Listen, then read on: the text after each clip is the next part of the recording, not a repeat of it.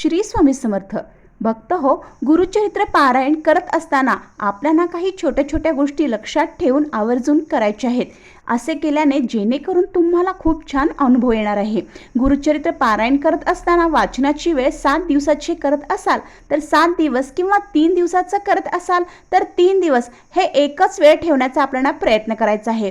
पहिल्या दिवशी ज्या वेळेला आपण वाचलेला आहे पुढचे 7ही दिवस किंवा 3ही दिवस आपल्याला त्याच वेळेला वाचनाला बसण्याचा प्रयत्न करायचा आहे. हां, कधी कधी काही अडचणी वगैरे आले किंवा इकडे तिकडे थोडासा वेळ पुढे पाठीमागे झाला तर काही हरकत नाही. पण आज सकाळी वाचलं तर उद्या दुपारी, परवा संध्याकाळी असं व्हायला नको. दुसरं म्हणजे जे आपण बसण्यासाठी आपण आसन घेतोय ते 7 दिवस एकच आसन आपल्याला ठेवायचं आहे आणि ते आसन 7 दिवस दुसऱ्या कोणत्याही पूजेला किंवा दुसऱ्यांना वापरू द्यायचं नाही. तुमचं पारायण झालं की त्या आसनाला आपल्याला नमस्कार करायचा आहे. आणि भक्त हो, ते आसन घडी घालून देवाराच्या आजूबाजूला किंवा जिथे पारायण करताय तिथे ठेवा किंवा दिवसभर त्याला कोणीही उचलणार नाही किंवा त्याला कोणी स्पर्श करणार नाही. दुसऱ्या दिवशी जेव्हा तुम्ही वाचन करणार तेव्हा तुम्हीच ते आसन घ्यावं व त्यावर बसून पारायण करावं, परत ठेवून द्यावे. नंतर 7ही दिवस रोज पारायण करत असताना रोजच्या अध्याय वाचून झाल्यानंतर ग्रंथाला नमस्कार करावा. आपल्याकडून काही चूकभूल झाली असेल तर त्याबद्दल क्षमा मागावी आणि त्यानंतर महाराजांना नैवेद्य दाखवावा.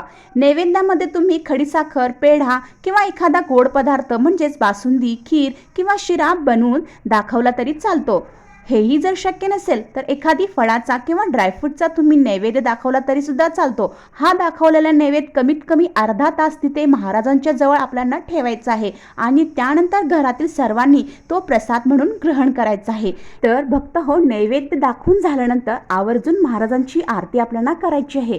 सुरुवातीला गणपतीची आरती म्हणावी, त्यानंतर दत्त महाराजांची आरती आपल्याला म्हणायचं आहे. यानंतर आपल्याला स्वामी महाराजांची आरती करायची आहे आणि आपल्या कुलदेवी आणि कुलदैवत यांची सुद्धा आरती करून घ्यायची आहेत. अशा प्रकारे रोज 5 आरत्या आपल्याला करायच्या आहेत आणि मग आपलं आसन जे आहे तुम्ही ते सोडू शकता. आरती झाल्यानंतर घरातील सर्वांनी आरती घ्यायची आहे, त्यानंतर आसनाला नमस्कार करायचा आहे आणि मग आपलं आसन आपण सोडायचं आहे. अशा प्रकारे आपल्याला 7 दिवसाचे गुरुचरित्र पारायण करत असताना हे काम आवर्जून करायचं आहे.